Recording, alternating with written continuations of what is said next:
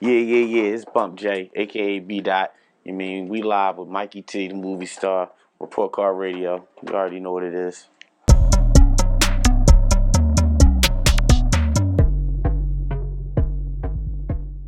So, Bump, let's tap into it. You addressed earlier who were the early members of the major figures, who eventually became the formidable members of the group.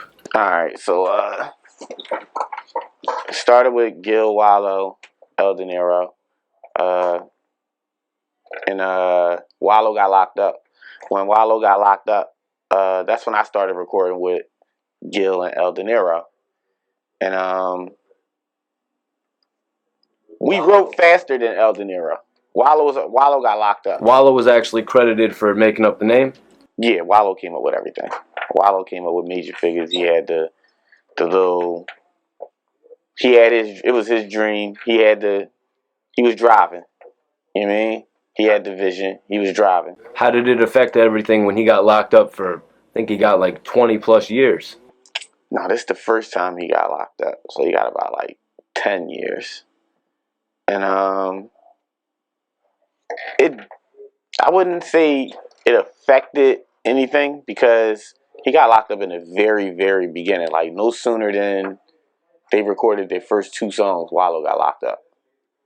So it didn't affect the group because the group wasn't the group that you know it to be, so to say.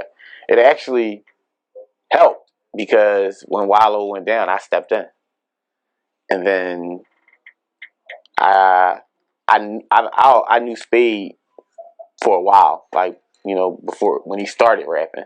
He was in a group with a guy I went to school with, so like I knew Spade, so I'm like, Gil, let's go over to Nicetown and get my man Spade. Like That's right. Spade was previously in another group. Right, Lyrical Terrorists. So it's like, let's go over to Nicetown, get my man Spade. He a beast, but they might not let him go. Like we might have to go to war for him. And Gil was with it. Like we out. So and that's what happened. Like we pulled up on the block. It was about like 6, 7, 8 of them. Just me and Gil. We threw the beat on it. We went. And in the end, Gil wound up seeing Spade downtown or something, and Spade was like I'm running with y'all. Like, come pick me up. He wound up moving into my aunt's house, and that was Spade. From Spade, Lava was always around, so that came. Dutch was right down the street. That was my youngin'. Well, I wouldn't say my youngin', but he wasn't running with us. Like he was running with the younger kids. So, but and then there was most famously Gillie the Kid that you actually said you saw him as a ball player. He was a ball player. He didn't rap. I been with Gil since his first rap. Boss nigga. And we do boss things like rocking icy chains and fat ass diamond ring.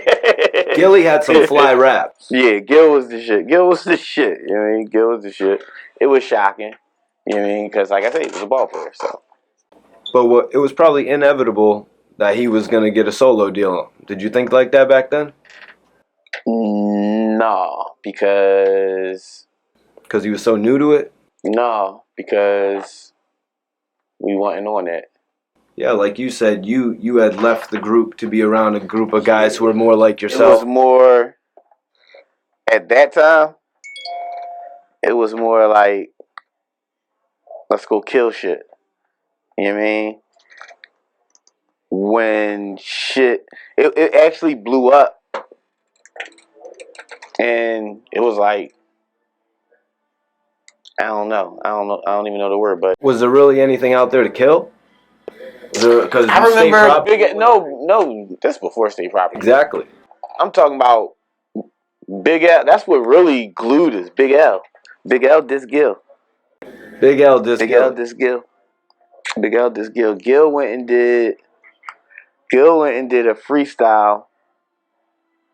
I think it was in Harlem with Silver Surfer. And Gil had this line where he said, "I'm not from Harlem world, but these bitches want to mace me."